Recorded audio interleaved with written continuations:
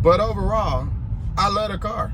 However, it's not practical. I can tell you my problems, meditating my silence, but I keep pushing my pen, rotating my stylus. Welcome back to my channel. I am JBoys TV. If you're new here, welcome. If you ain't new, what's up? What's up? What's up? What's up? Thank you for coming back. Make sure you guys leave a like, comment, and subscribe on this video. And let me know down below if you guys like this type of video. This is kind of like a part 2 of my last video, so let's get to it. So I am currently in my car right now, in the Tesla of topic that we're talking about in this video. As you saw from the title, these are going to be 5 reasons why I personally am returning this Tesla.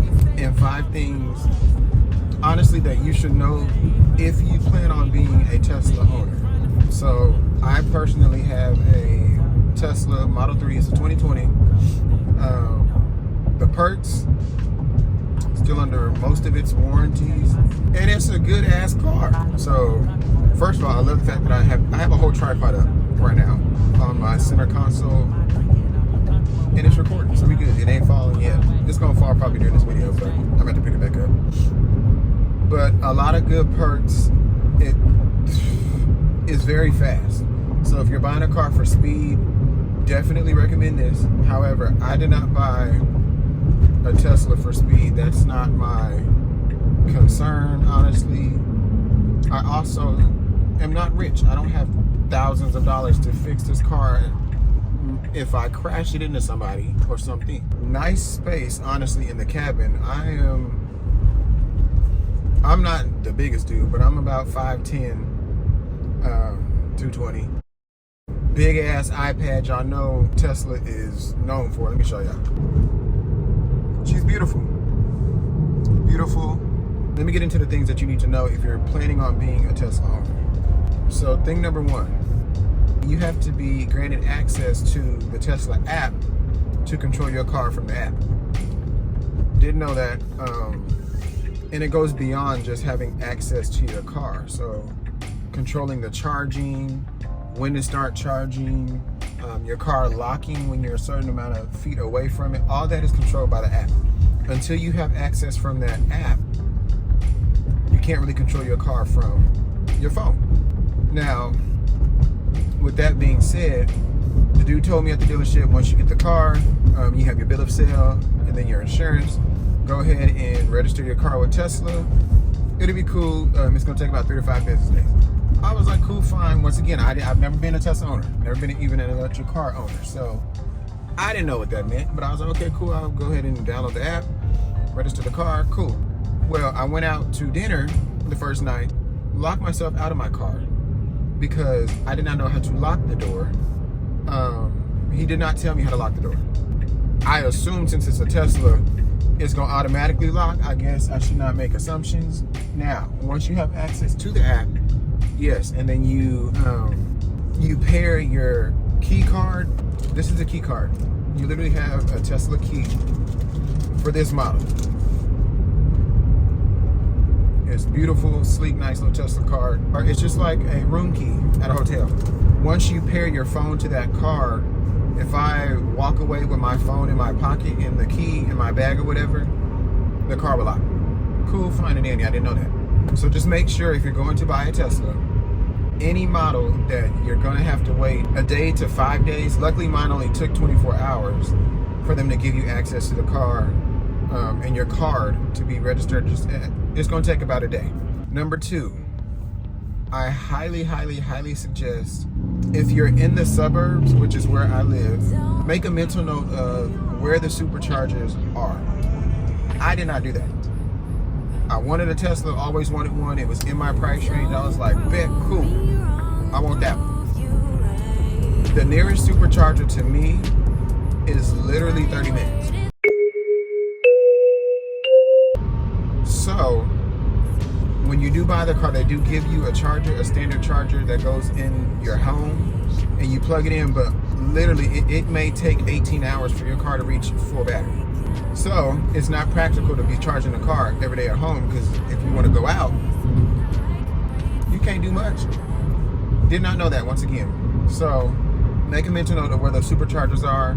And then 3, not all Teslas, and I'm only speaking for my model, this Tesla Model 3, it does not connect to every single EV or electric car charger. Did not know that. You would assume it's an electric car, it would connect.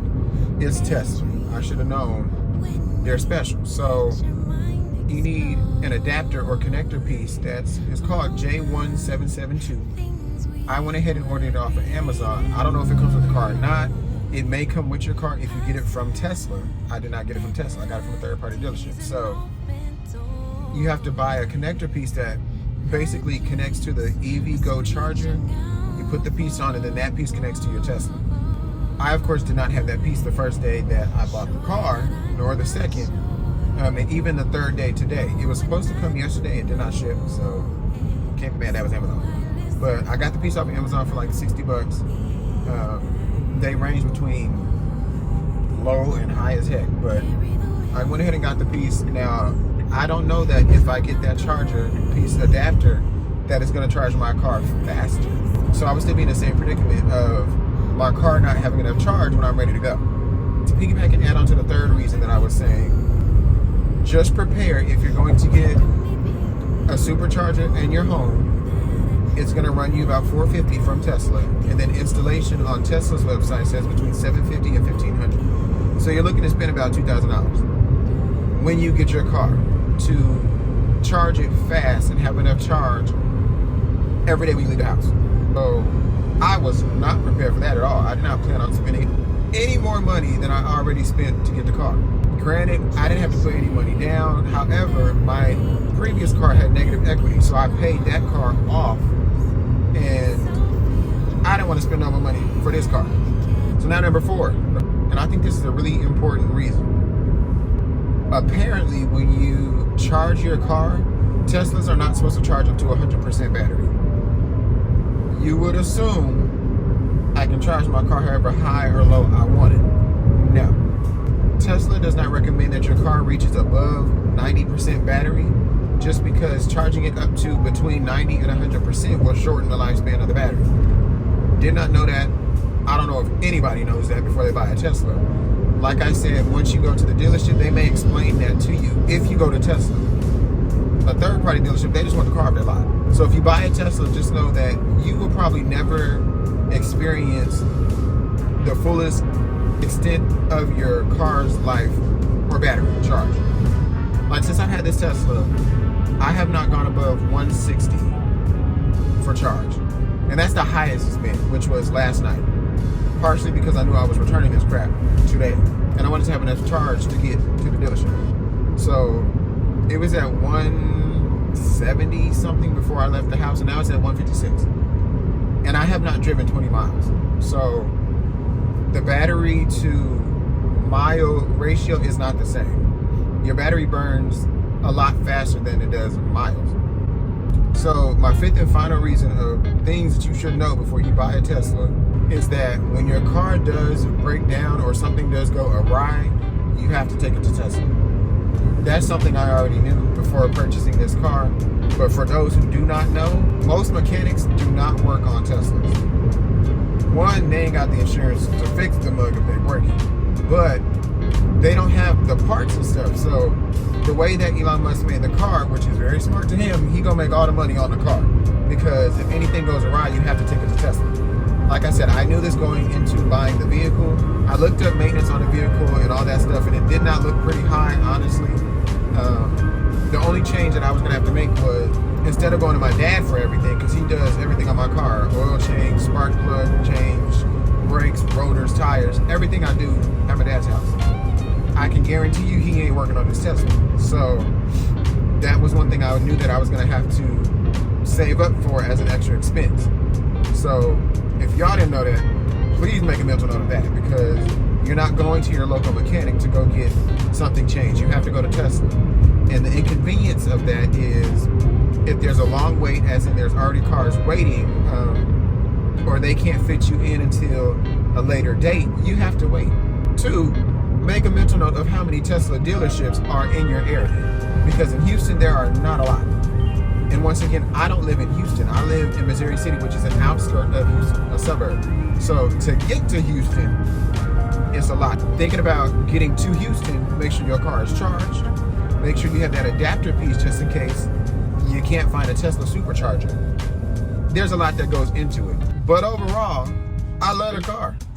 Absolutely love the car, and I'm quite mad that I have to take it back. Being 20 and being able to purchase a Tesla is definitely a huge accomplishment for me. I don't do any of this for anybody else. So I was really happy that it was in my price range and I could afford it with no money down. And that my credit score was high enough to do it without a cosigner. However, it's not practical. Definitely not for where I live. Now, when I do move into Houston, into some apartments, or when I move to Atlanta, in the city or midtown, there will be more chargers. So I may look into getting another Tesla. But for right now, it just doesn't make sense. I'm gonna give y'all a bonus one. And let me know if you guys want another video, because I have a bunch of pros and a bunch of cons. So if y'all want to see the pros, let me know. But the extra key point, make sure when you're buying a Tesla, analyze how much you're driving. This is all before you buy the Tesla. So I drive a lot. There's no reason on God's green earth that I should have gotten a standard range. I got the standard range plus. I don't think that makes a difference, the plus and not the plus. I don't know. But I should have gotten a long range. I don't know why I was thinking, I was going to be able to do it with the standard range. No. Make sure if you drive a lot, do not get a standard range. Get a long range. And even if you get the supercharger in the house, I just think it's most convenient to get the longer range battery. But once again, these are just all my opinions and personal preferences. If y'all want a Tesla, go get it. I'm not your mama, your daddy, your mammy, your pappy. Go get the car. These are just the reasons why this mug is going back today. I'm literally headed to the dealership now. So make sure y'all stay tuned for my next video on car shopping, literally part 4. I don't know what I'm gonna get. I didn't spoil myself with this dang Tesla, so I don't even know. I don't know. I told my client yesterday I was looking at a Honda Accord and she almost died laughing.